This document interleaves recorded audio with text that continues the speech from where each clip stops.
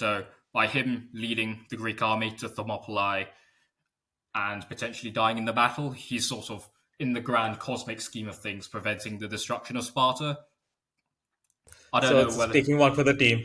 yeah, I don't know whether people have inferred this, but I have a lot of skepticism about all stories involving the Delphic Oracle, not because of any sort of doubts, because I believe that the Greeks believe in the Delphic Oracle and that it can tell the future. It's nothing about the Delphic Oracle itself. It's about sort of provenance and audit trail of all these stories involving it. That, for me, they're all a bit too convenient. And for the Spartan Leonidas prophecy, where he has to die or Sparta city of Sparta is destroyed, I personally think that this is a lot of copium from the Spartans. I think the Kind Spartans. of like that romanticism that Yeah, would have probably yeah, come afterwards, right? Like yeah, Achilles' heel was a yeah, later invention yeah. from the Iliad. But I think it's more than romanticism. I think it's outright copium, as I will explain later in this episode. So both the Persians and the Greeks, and we've covered both the composition of both forces. They reached the pass of Thermopylae, and once the Greeks and the Persians reach the pass, they proceed to encamp and sit down and do nothing for the first couple of days. Effectively, what happens is a bit of a standoff between the Greeks and the Persians, because the Persians aren't just can't quite comprehend how there are so few Greeks involved, lined up in front of them, because they've brought all these forces from all corners of the empire, and there are literally just 7,000 Greeks standing in a mountain pass just waiting for them. And Xerxes is quite curious about the Spartans specifically, and so he sends a scout to oversee the Greek camp, and the scout sees a bunch of Spartan warriors oiling up with like the olive oil, sort of grooming their hair, putting their makeup on, regular Spartan things. So the scout's like, "Oh my god, what the hell is this?" So he goes back to Xerxes and he's like, "Yeah, these Spartans are weird. Like they're dressing up and like preparing like all these cosmetics and like grooming their hair. They're not. It doesn't look like they're preparing for battle." And this exiled Spartan king staying in the Persian camp called Demaratus, he's sort of serving as this military attaché and advisor. He corrects Xerxes and he sort of says, "This is them preparing for battle. They want to look their best when they die." And So it's like winning isn't essential, looking good is yeah, more. yeah. And if you consider sort of ancient Greek culture, looking good equals, there's a sort of parallel between looking good and being moral. So because the Spartans are making themselves look beautiful, they've got their hair, they're oiled up, they're all muscular, they sort of appear among the other fellow Greeks as this epitome of Greek masculinity and of Greek valor. So not only is this supposed to impress like enemies and sort of weird them out, because like who does this other than Spartans? But the rest of the Greek army is sort of assured that the Spartans are ready to die and they're not just going to walk off. I think the only time I know about like oiling before the battle that ever took place was Hannibal at the Yeah, Battle of the Trebia, yeah, where Romans go through a frigid river in December, and Hannibal has his guys just oiling up, eating breakfast before. yeah. 4 days pass because Xerxes genuinely thinks that the Greeks are going to run away at the very last second. They don't, and so he becomes extremely angry at their intransigence. And on the 5th day, he sends his soldiers to attack the pass. So just thousands of these Persian troops attack in waves, and they crash onto the Spartan phalanx because the Spartans are leading the line on the first day of battle. They'll fight in the shade. Yeah.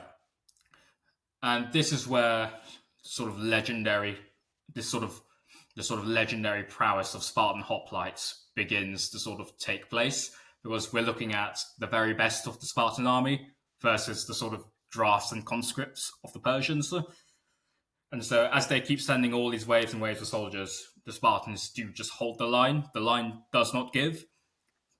The Persian spears are just too short in order. They sort of then they don't have enough the range that the Spartan Doru has. Spartans are able to sort of kill the Persians without being wounded themselves, a very little risk to them. And prior to the Same battle, logic as what made Philip and Alexander's phalanx quite deadly. yeah, The length of the Sarissa, right? yeah. And even before, and the Spartans are also wearing heavy bronze hoplite equipment, so they've got the aspis shield covering both half of their bodies and also half of their comrades' bodies in the phalanx. And the bronze armor is strong enough to sort of to withstand arrow barrages, which the Persians they sort of lose barrage of arrows in the very opening stages of the battle. The arrows basically don't kill anyone because the Greeks are very well equipped and the shields protect them as well as the large Corinthian helmets that they wear. So unless you're getting an arrow to the eye, chances are you're probably not being killed by a Persian arrow. And armor actually work, right? Like not like Yeah, movies. yeah. Armor The actually works. the armor And works. I think one thing I should also add, while the Spartans did lead the line, they rotated all Yeah, the units throughout the first day at the front lines so that yeah, battle fatigue never impacted the Greeks on the yeah. first day. Which is the reason why they deployed so many. They deployed 7,000 soldiers, and they're also calling on more reinforcements because they sort of see this large, massive Persian army, and they sort of go, "Okay, we might need to bring a few more guys." So they are actually awaiting the main Spartan army, which will come once the full moon passes. So this battle lasts most of the day. However, the final attack is launched by the Immortals, the heavy infantry of the Persian king himself. So these 10,000 Immortals, led by a commander named Hydarnes, once all the Persian levies have been withdrawn, they were sort of there to soften the Spartans up and sort of tire them out. These Persian Immortals then take to the field and launch their attack. And can I just say, according to one of the historians, sorry if I butcher the name, Sisteas, that the first waves were just cut to ribbons, and Yeah, maybe, according to him, just 2, 3 Spartans fell in that. yeah. And these troops are much more heavily armored. However, the spear problem remains. Their spears are just too short to outrange the Spartan Dories. And what's more, at some points in the battle, the Spartans actually turn and flee. And so this leads the Immortals to chase them.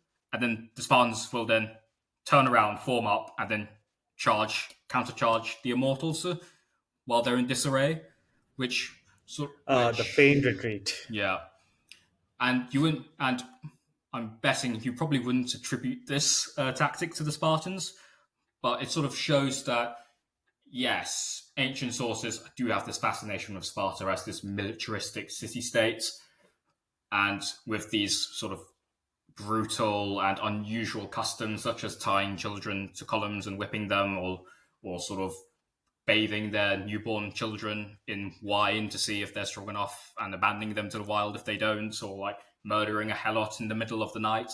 However, in reality, at least in my view, what really makes the Spartans stand out is discipline and also individual unit cohesion. Because when you have a feigned retreat, it is very, very easy. If you're not organized enough, if units don't fully precisely know or trust where other units are on the battlefield or what their intentions are, it's very easy for a feigned retreat to become a full retreat. So it is very simple. Greg, if you remember when we did our podcast episode on the Battle of Grunwald, this is like one of the biggest contention points even till this date. Yeah. Where did the Lithuanian cavalry actually like retreat for real, or was it a feigned retreat? And I still think it's in the middle, but as alluding to what Dan said, it has to be like proper unit cohesion. They should Yeah. know that it's part of the plan to sell the Yeah. story.